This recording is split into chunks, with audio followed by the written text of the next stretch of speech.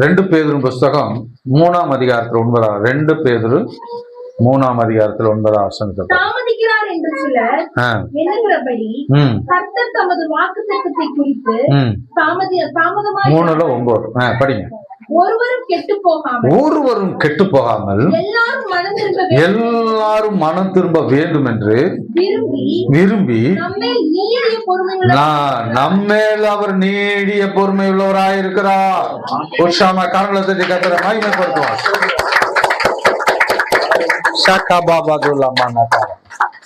தாமதிக்கிறார் என்று சிலர் எண்ணுகிறபடியே கர்த்தர் தம்முடைய வாக்குத்தத்தத்தை குறித்து தாமதியாமல் ஒருவரும் கெட்டு போகாமல் எல்லாரும் மனம் திரும்ப வேண்டும் என்று விரும்பி நமக்கு ஆண்டவர் நீடிய பொறுமையுள்ளவராயிருக்கிறார். ஹல்லேலூயா. உற்சாகமாலிலே சொல்லுமா? ஸ்தோத்திரம். ஆமென். ஸ்தோத்திரம். ஒரு செய்தியை ஆயத்தப்படுத்துறதுங்கிறது ரொம்ப கஷ்டம். ஸ்தோத்திரம். ஹல்லேலூயா. நைட்டு இங்க ஜெபம் பண்ணிட்டு இருந்தேன், நின்றுட்டு இருந்தேன். போராட்டம் இருந்துச்சு, பலவீனமும் இருந்துச்சு. ஸ்தோத்திரம். 2 மணி ஆச்சு நான் போய் தூங்குறதுக்கு. ஆனா ஆண்டவர் வார்த்தை கொடுக்குற வரைக்கும் போக முடியாது, நம்மளால போக முடியாது. ஏன்னா காலையில செய்தி கொடுக்கணும் உங்களுக்கு. காலை 5 மணிக்கு எந்திரிச்சிட்டேன். காலை 5 மணிக்கு எந்திரிச்சு ஜெபம் பண்ணிட்டு இருக்கேன். ஜெபம் பண்ணிட்டு தான் அப்புறம் வேலையை ஆரம்பிச்சோம். அல்லேலூயா. நல்லா கவனிங்க, இந்த வருஷத்தினுடைய கடைசி பகுதிக்கு நம்ம வந்திருக்கிறோம். ஆமென். அது கொஞ்சம் அப்படி எல்லாம் நிமிர்ந்து உட்கார்ந்து சத்தியத்தை நல்லா கவனிங்களேன். ஆமென். அல்லேலூயா. ஸ்தோத்திரம். நல்லா இருக்கீங்களா? இன்னொரு புது வருஷத்தை பார்க்க போறோம். ஸ்தோத்திரம். போன வருஷம் இருந்த அம்பானி இல்லைங்க. இன்னைக்கு நம்ம தான் பரதேசிய போல இருக்கிறோம். ஆனா தேவன் நம்மளை வச்சிருக்கிறார், ஜீவனோட வச்சிருக்கார். ஆமென். ஸ்தோத்திரம். சில காலங்கள்ல நம்ம வாழ்க்கையில கடந்து வந்திருக்கிறோம். கஷ்டத்துல கடந்து வந்திருப்போம், நெருக்கத்துல கடந்து வந்திருப்போம், அவமானத்தை தாண்டி வந்திருப்போம், வறுமை நம்ம தாண்டி வந்திருப்போம், கடன் பிரச்சனை தாண்டி வந்திருப்போம். ஆனா நம்ம ஜெபம் பண்ண ஆண்டவர்கிட்ட நம்ம செய்தியை கேட்டிருப்போம். கர்த்தர் ஜெபம் பண்ணுங்க, கடவுள் உங்களை நல்லா ஆசீர்வதிப்பாரு. இன்றைக்கே உங்களுக்கு கடன் பிரச்சனை மாறிடும், உங்க பிரச்சனை மாறிடும், வியாதி மாறிடும். நல்ல தீர்க்க தரிசனங்கள் ஆண்டவர் பேசியிருப்பார். அல்லேலூயா. ஆனா நம்ம பாஸ்டர் சொல்லிட்டாரு, இந்த சகோதரன் சொல்லிட்டாரு, இந்த தம்பி சொல்லிட்டாங்க, அக்கா சொல்லிட்டாங்க, நம்ம ஜெபம் பண்ணுவோம், கர்த்தர் காரியத்தை நடத்துவாரு, அற்புதம் செய்வாரு, விடுதலை கொடுப்பாருன்னு நம்மளும் ஆசையோட ஜெபம் பண்ணிருக்கோம். அல்லேலூயா. ஆனா நடந்திருக்காது. ஒருவேளை நடந்திருக்கலாம், இல்லைன்னா நடந்திருக்காம கூட இருக்கலாம். ஆமென். ஏன் தாமதம் ஆகுது அப்படின்னு ஒரு கேள்வியோட இன்னைக்கு இருக்கலாம். அந்த கடைசி பகுதியில, இந்த மாதத்தினுடைய இறுதி பகுதியில, வாழ்க்கையில நம்ம ஜெபம் பண்ணி பாக்குறோம், ஒண்ணும் நடக்க மாட்டேங்குது. என்ன ஆண்டவர் இருக்கிறாரா இல்லையா அப்படின்னு யோசிக்கலாம். ஆமென் சொல்லுங்க. நிறைய பேர் இருப்பேன்னு நினைக்கிறேன். ஆனா ஆண்டவர் சொல்றாரு, சிறந்ததை கொடுப்பதற்கு, தாமதமானாலும் சிறந்ததை கொடுப்பதற்கு கர்த்தர் தாமதிக்கிறார். ஒரு பகுதியில் எல்லாம் ரட்சிக்கப்படணும்னு அவர் இருதயம் ஏங்கிட்டு இருக்கு. அல்லேலூயா. ஸ்தோத்திரம். போன மாசம் கர்த்தருடைய வருகை இருந்துச்சு, நம்ம போயிருந்தோம்னா இந்த வாரம் நிச்சயமா வரும்னு ஆண்டவர் கணக்கு வச்சிருக்காரு. ரேணுகா வரணும் ஆண்டவர் கணக்கு வச்சிருக்காரு. புது ஆத்மா தானே. அப்ப இன்னும் நிறைய ஆத்மாக்கள் இருக்கு. இப்ப பாருங்க, என் கால் எங்க வரைக்கும் போயிடுச்சுன்னா கொடும்பாலூர் வரைக்கும் போயிருக்கு. என் காலு ஊத்துக்குழி வரைக்கும் இருக்கு, போயிருக்கு. இப்ப அங்க இருக்கிற ஊத்துக்குழியில இருக்கிற பிள்ளைகள் அதை தாண்டி போகுது, கொடும்பாலூர் இருக்கிற பிள்ளை அதை தாண்டி போகுது. அப்படிதான் கர்த்தர் மாற்றுவார். பால்பட்டி வரைக்கும் என் காலு போயிருக்கு, அதுக்கு அங்கிட்ட கடவுள் அவங்கள வச்சு அடுத்த ஸ்டெப் எடுப்பார். ஆமென். அல்லேலூயா. ஒரு காலத்துல இங்கிட்டு புதுப்பட்டி, புதூர், கிளவயல் அங்க வரைக்கும் நான் போவேன். பொன்னமரை வரைக்கும் போவேன். அது பொன்னமரை நெருக்கி போயிருக்கேன். அதுக்கு அங்கிட்ட சபை இல்ல, என்னடா பண்ற? இப்ப பாத்தீங்கன்னா அதுக்கு அங்கிட்ட பெரிய சபை கட்ட எழுதியிருக்காரு. ஆமென். சோதரன். அவர் வேலைங்க. நம்ம செய்யறது, அவர் என்ன சொல்றாரோ அதை மட்டும் செஞ்சுட்டு போயிட்டே இருக்கணும். ஆமென். அல்லேலூயா.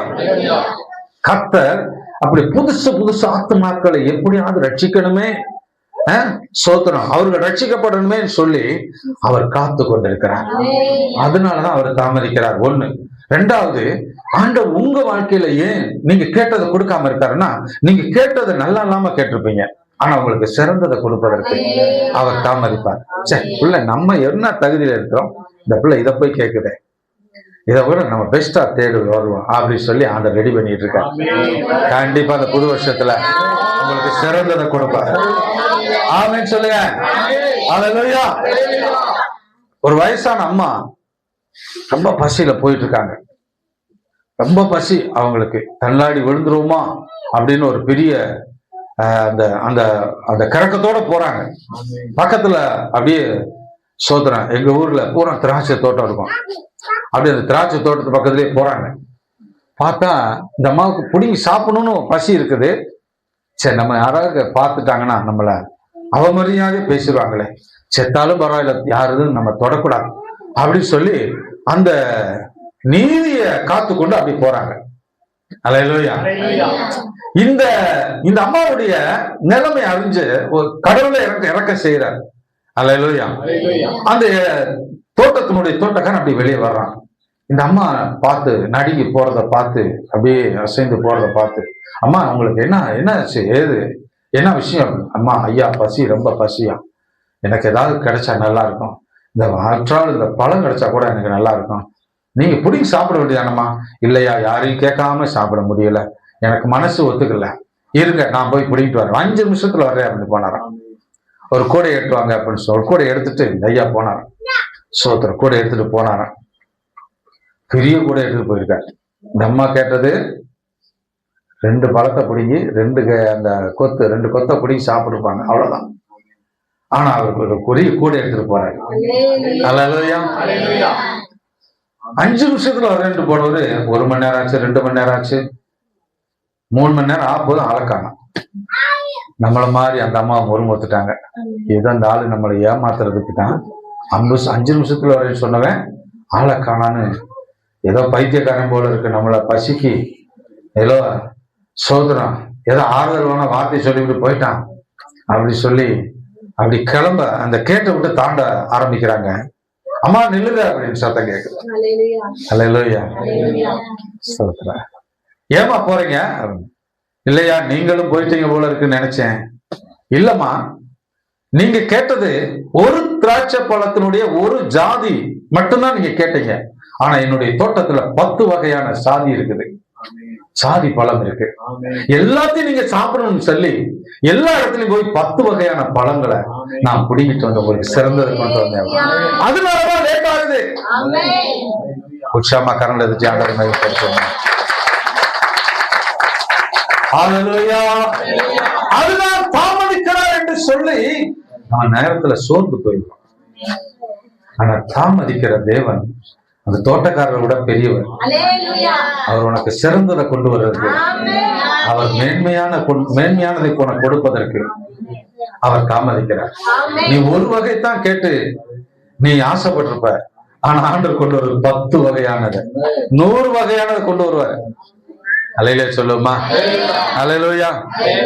தாமதிச்சாலும் ஆண்டவர் லேட்டஸ்டா சிறந்ததை ஆண்டவர் கொண்டு வருவார். நம்புறீங்களா? ஆமென். அல்லேலூயா. ஸ்தோத்திரம். சில காரியங்கள் நம்முடைய வாழ்க்கையில தாமதமாகி கொண்டிருக்கிறது, ஸ்தோத்திரம், தாமதித்து கொண்டிருக்கிறது. ஆனா ஆண்டவர் சொல்றாரு, நான் சிறந்ததை உனக்கு கொண்டு வருவேன். இந்த புதிய வருஷத்துல நீ விரும்பினதையும் கொடுப்பேன், நீ விரும்பாத கேட்டதையும் கொடுப்பேன். அல்லேலூயா. அல்லேலூயா. ஸ்தோத்திரம். ஸ்தோத்திரம். யோபுல இப்படி ஒரு வார்த்தை இருக்கு பாத்தீங்களா? 37ஆம் அதிகாரம் 5ஆம் வசனத்தை படிங்களேன். யோபுல 37:5 வசனம். 37:5.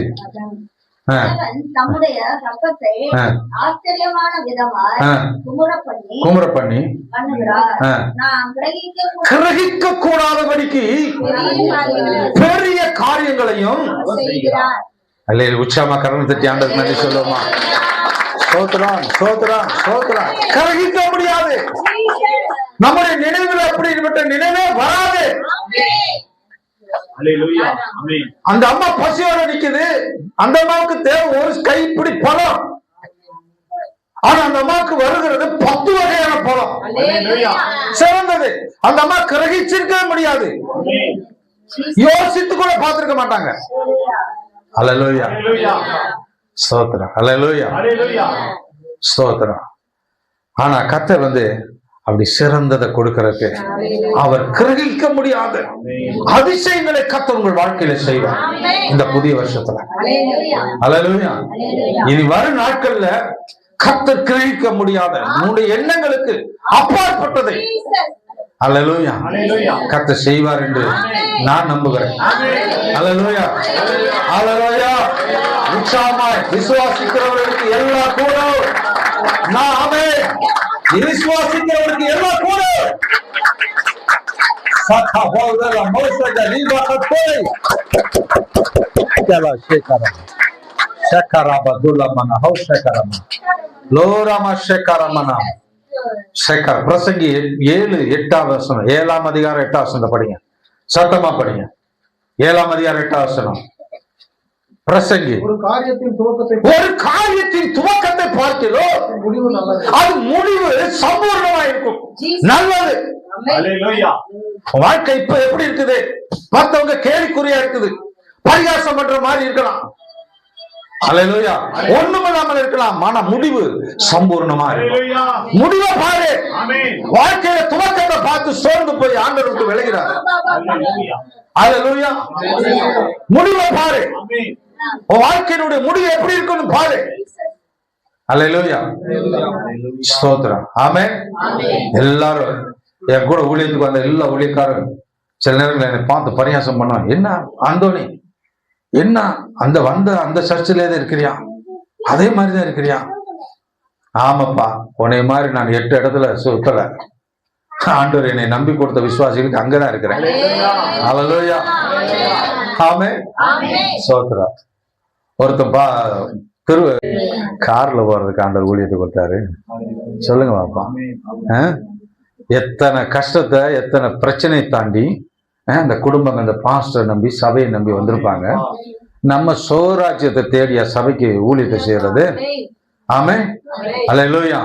அவன் துவக்கம் நல்லா இருக்கிற மாதிரிதான் இருந்துச்சு, ஆனா முடிவு எப்படி இருக்குன்னு தெரியல. ஆமென்.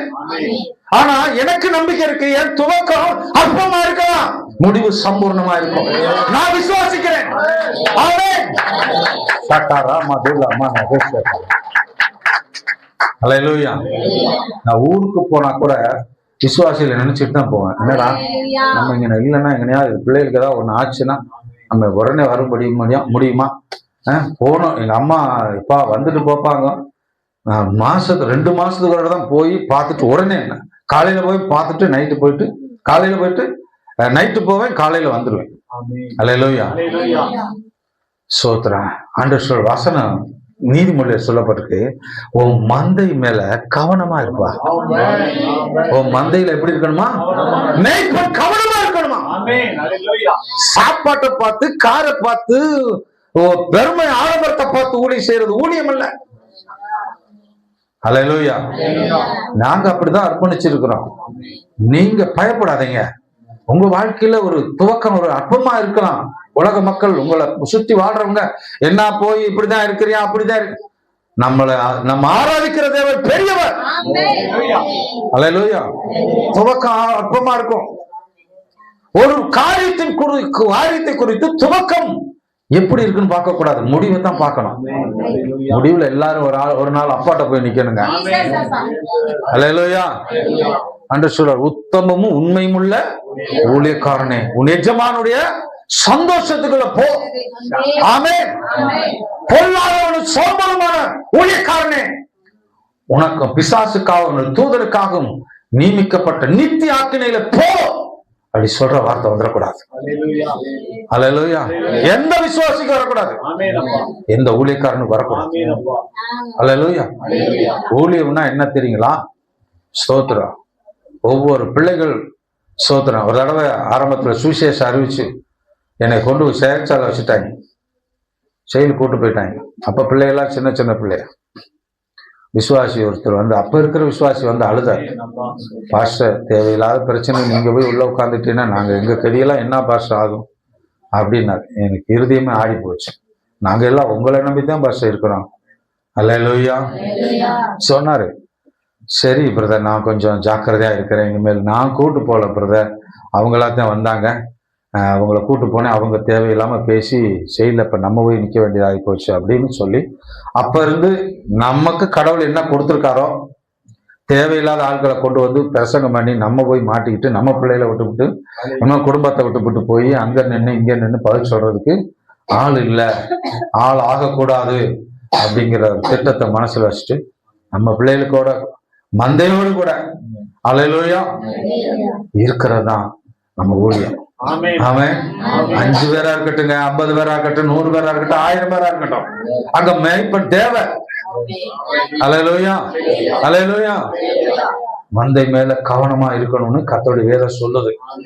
அதுதான் நாங்கள் ஊழியத்துக்கு வர்றதுக்கு முன்னதாகவே எல்லாம் கடவுள் நல்ல பயிற்சி கொடுத்துதான் அந்த ஊழியத்துக்கு வந்தோம். ஆமே.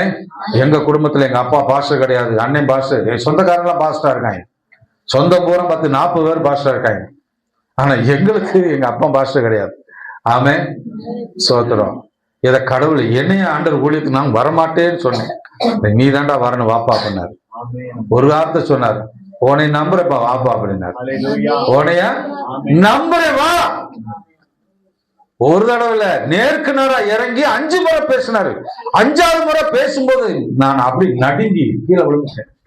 உண்மையா நேரடியா நடந்த பேசின வார்த்தை இந்த வார்த்தை, சொப்பனம் இல்ல, நேரடியா. அல்லேலூயா சோத்திரம். அந்த வார்த்தைக்கு இன்ன வரைக்கும் உண்மையா இருக்கணும்னு நான் விரும்புறேன். அல்லேலூயா. வாழ்க்கை எப்படி இருக்குது, நம்ம தோரணை எப்படி இருக்கு, நம்முடைய சோத்திரம் நம்ம ஸ்டேட்டஸ் எப்படி இருக்கு, அதெல்லாம் தேவையில்லைங்க. கடவுள் நம்ம கையில கொடுத்த அது மூக்காயமா இருக்கட்டும், முத்துக்கண்ணா இருக்கட்டும், ஆறுமுகமா, யாரு பிச்சையமா, எந்த குடும்பமா இருந்தாலும் அந்த ஆத்மாவை ரட்சிப்புல நடத்தி பரலோகத்துக்கு கொண்டு போய் சேர்க்கணும். நிறைய பேர் இப்ப வழி அனுப்பிச்சாச்சு, நிறைய பேர் ஏசப்பாட்ட போயிட்டாங்க, நம்ம ஜாப் பண்ணி ரட்சிப்புல நடத்தி போயிட்டாங்க. ஆனா இருக்கிற பிள்ளைகளும் போகணும்ல. அல்லேலூயா சோத்திரம். கர்த்தர் நிச்சயமா நம்முடைய, எனக்கு இந்த யோசனை இருந்துச்சு, எனக்கும் இந்த வார்த்தை என்னோட பேசுனதா இருந்துச்சு. நான் இந்த செய்தி உங்களுக்கு மட்டும் இல்லை, எனக்கும் ஆண்டவர் இந்த வார்த்தை கொண்டு பேசினார். நைட்டு தான் பேசினார். அல்லேலூயா. தாமதிக்கிறேன் என்று நினைக்காதப்பா, உனக்கு நான் சிறந்ததை வச்சிருக்கிறேன். அல்லேலூயா அல்லேலூயா. நம்ம எதிர்பார்க்கிறதுக்கு மேலாக கர்த்தர் இந்த வருஷத்துல நமக்கு செய்வார். அல்லேலூயா. ஏசாயா 41:10 வருஷம் என்ன சொல்லப்படுது? பயப்படாதே, நான் உன் தேவன். என்ன செய்றேன்? கூட இருக்கிறேன், திகையாதே. பாத்தீங்களா? கர்த்தர் சொல்றாரு, நான் உன் தேவன்பா.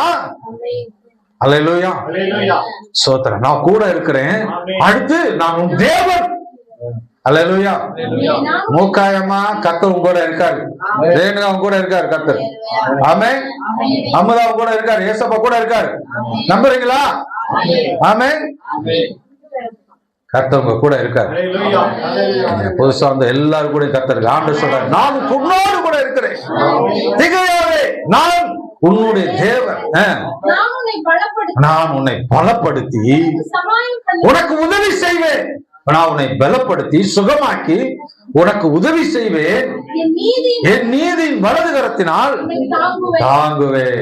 நமக்கு தெரிஞ்ச வசனம் தான், ஆனா இதை எடுத்து வாசிக்க வேண்டிய சூழ்நிலை எனக்கு இருக்கு. யாருக்கும் இந்த வார்த்தை உங்களோட பேசிக்கொண்டிருக்கு. அல்லேலூயா. உற்சாகமா கரங்களை தட்டி ஆண்டவரை மகிமைப்படுத்துவோம்.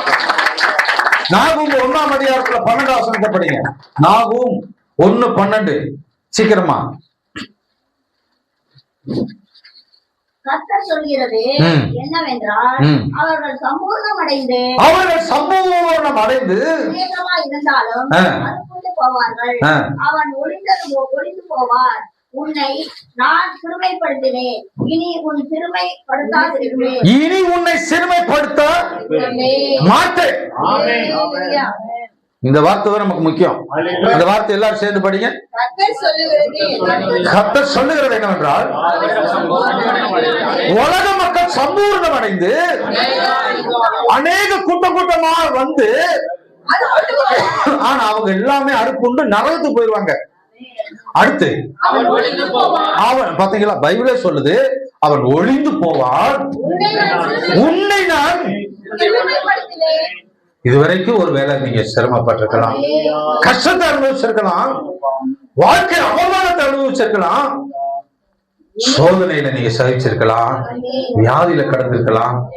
தம்பி சங்கர் சொன்ன மாதிரி இன்னைக்கு ஆபத்தை கடந்து வந்திருக்கலாம். ஆண்டவர் சொல்றாரு, இப்போ இனி உன்னை சிறுமைப்படுத்தாது இருப்பேன். அந்த வார்த்தை எப்படி பார்த்தீங்களா? இனி நான் உன்னை சிறுமைப்படுத்தாது இருப்பேன்.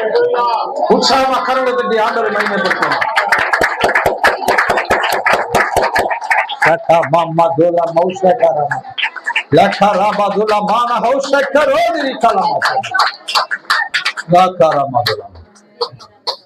ஒரே ஒரு வசனத்தை மாட்டம் படிப்போம்.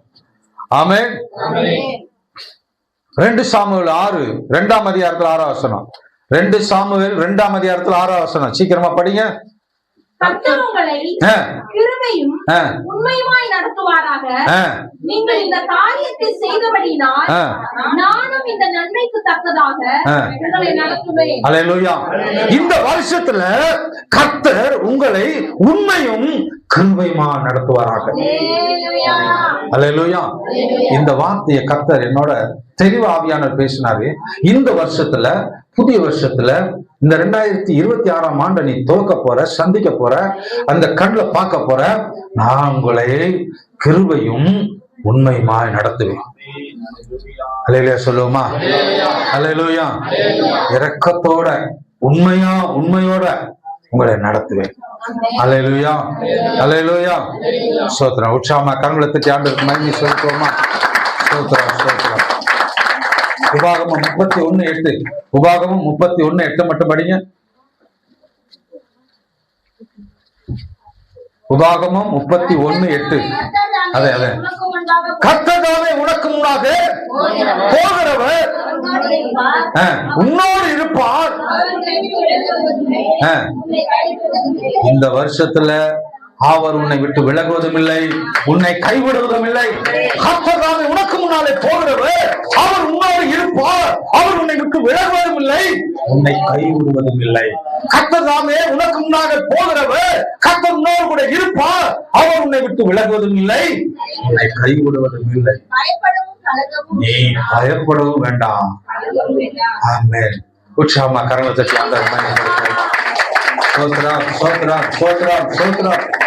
எல்லாரும் சொல்லுமா, எல்லாரும் நின்று எல்லாரும் சொல்லுமா, கர்த்தர் தாமே எனக்கு முன்பாக போகிறவர், கர்த்தர் தாமே எனக்கு முன்பாக போகிறவர். எல்லாரும் சத்தமா சொல்லுமா, கர்த்தர் தாமே எனக்கு முன்பாக போகிறவர். ஆமென். அவர் என்னோடு கூட இருப்பார். அவர் என்னை விட்டு விலக மாட்டார். அவர் என்னை கைவிட மாட்டார். நீ பயப்பட வேண்டாம். நான் பயப்பட மாட்டேன், நான் கலங்க மாட்டேன். ஆமென். உற்சாகமா கரங்களை தட்டி